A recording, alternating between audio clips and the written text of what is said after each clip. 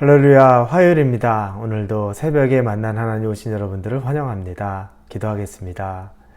하나님 감사합니다. 오늘 하나님을 이 아침에 만납니다. 하나님이 우리를 지난밤에 잘 자게 하시고 또 이렇게 하루를 시작할 수 있는 은혜를 주셨습니다.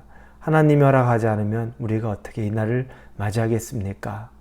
하나님께서 우리에게 준 이 선물과 같은 날을 우리가 허비하고 낭비하지 않기를 원합니다. 단 한 시간을 지내더라도, 하루를 지내더라도 이 시간이 의미 있고 감사함이 있고 또 하나님을 기쁘게 하는 그 하루가 되게 하여 주시옵소서. 그러기 위해서 우리에게 중심이 필요합니다. 그 중심은 말씀이 우리를 세우는 것이 필요합니다. 내 능력이 아니라 하나님의 능력대로 살아야 하기에 하나님의 말씀이 있어야 합니다. 이 말씀은 세상의 교훈과는 다릅니다. 착하게 사는 것, 열심히 사는 것과는 다릅니다. 하나님 안에 선한 것이 무엇이고 하나님 안에서 열심히 무엇인지 이 세상의 것과 구별하고 분별할 수 있는 지혜가 있기를 원합니다. 예수님의 이름으로 기도합니다. 아멘. 오늘 말씀은 데살로니가전서 5장입니다. 데살로니가전서 5장 1절부터 11절까지의 말씀입니다. 데살로니가전서 5장 1절에서 11절입니다. 데살로니가전서 5장 1절에서 11절입니다. 우리 같이 한 목소리를 읽겠습니다. 형제들아, 때와 시기에 관하여는 너희에게 쓸 것이 없음은 주의 날이 밤에 도둑같이 이룰 줄을 너희 자신이 자세히 알기 때문이라. 그들이 평안하다, 안전하다 할 그때 임신한 여자에게 해산의 고통이 이름과 같이 멸망이 갑자기 그들에게 이르리니 결코 피하지 못하리라. 형제들아, 너희는 어둠에 있지 아니하며 그날이 도둑같이 너희에게 임하지 못하리니 너희는 다 빛의 아들들이요 낮의 아들이라. 우리가 밤이나 어두움에 속하지 아니하나니 그러므로 우리는 다른 이들과 같이 자지 말고 오직 깨어 정신을 차릴지라. 자는 자들은 밤에 자고 취하는 자들은 밤에 취하되 우리는 낮에 속하였으니 정신을 차리고 믿음과 사랑에 호심경을 붙이고 구원의 소망의 투구를 쓰자. 하나님이 우리를 세우심은 노하심에 이르게 하심이 아니요 오직 우리 주 예수 그리스도로 말미암아 구원을 받게 하심이라. 예수께서 우리를 위하여 죽으사 우리로 하여금 깨어있든지 자든지 자기와 함께 살게 하려 하셨느니라. 그러므로 피차 권면하고 서로 덕을 세우기를 너희가 하는 것 같이 하라. 아멘.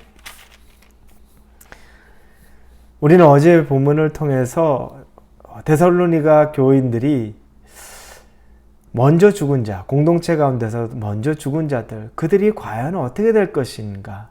그때 바울이 예수 그리스도의 죽으심과 부활과 그리고 승천, 그리고 재림에 대해서까지 이야기를 합니다.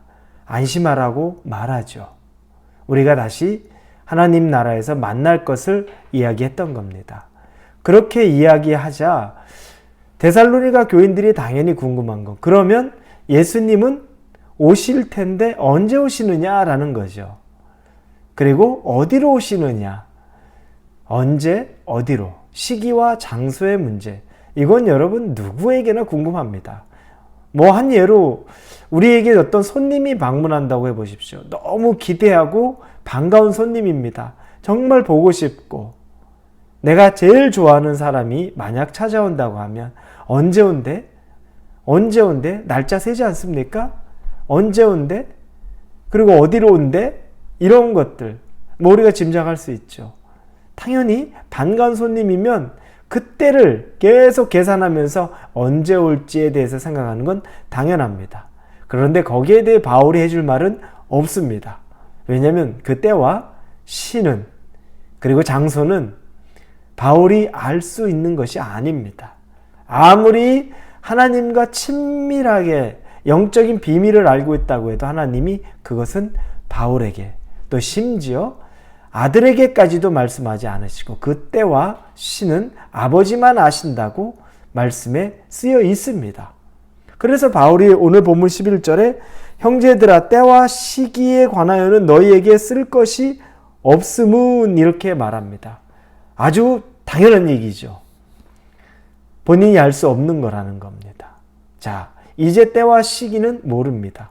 그런데 도둑이 언제 오느냐? 예수님은 우리 2절에 보니 주의 날이 밤에 도둑같이 이룰 줄을 너희 자신이 자세히 알기 때문이다.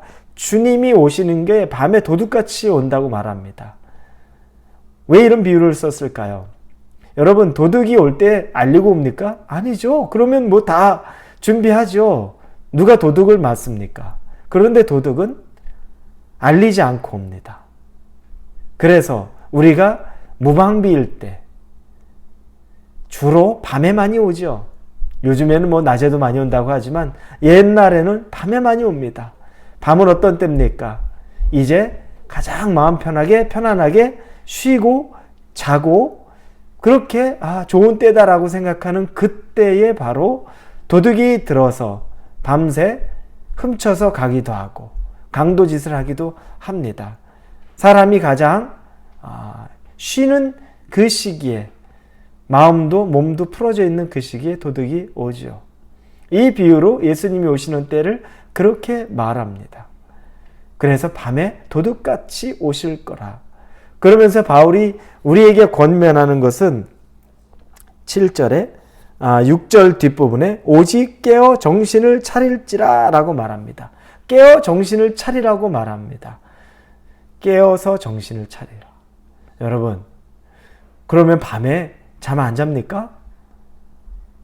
그럼 우리는 예수님 기다리느라 평생 잠 안 자고 기다리라는 얘기입니까? 그게 아니죠.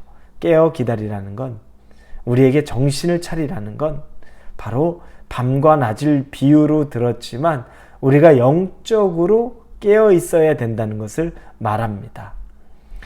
이 세상에 속한 사람들은 밤에 속한 사람들, 어둠에 속한 사람들입니다. 우리는 낮에 속한 사람들, 밝은 해에 속한 사람들입니다.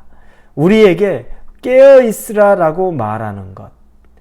세상 사람도 여러분, 정말 세상에서 일 열심히 하는 사람은 밤낮 없이 일합니다. 밤에도 깨어 있습니다. 그래서 육체로 깨어 있는 것을 이야기하는 것이 아니라 영적으로 깨어 있어야 한다는 겁니다. 영적으로 깨어 있는 것. 그러면 그게 어떤 것을 말하는 걸까요? 오늘 8절에 우리는 낮에 속하였으니 정신을 차리고 믿음과 사랑의 호심경을 붙이고 구원의 소망의 투구를 쓰자. 믿음, 사랑, 소망. 이 세 가지를 아주 우리가 점검해 봐야 된다는 겁니다.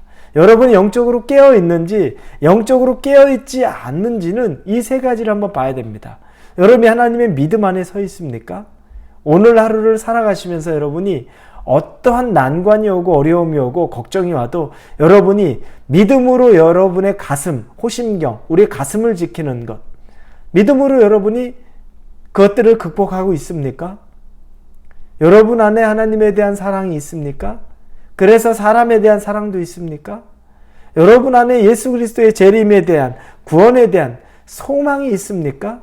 아무리 힘든 날이어도 하나님은 가장 좋은 것을 나에게 주시는 분이시고, 그래서 내가 소망이 있다. 여러분, 그 마음이 있습니까?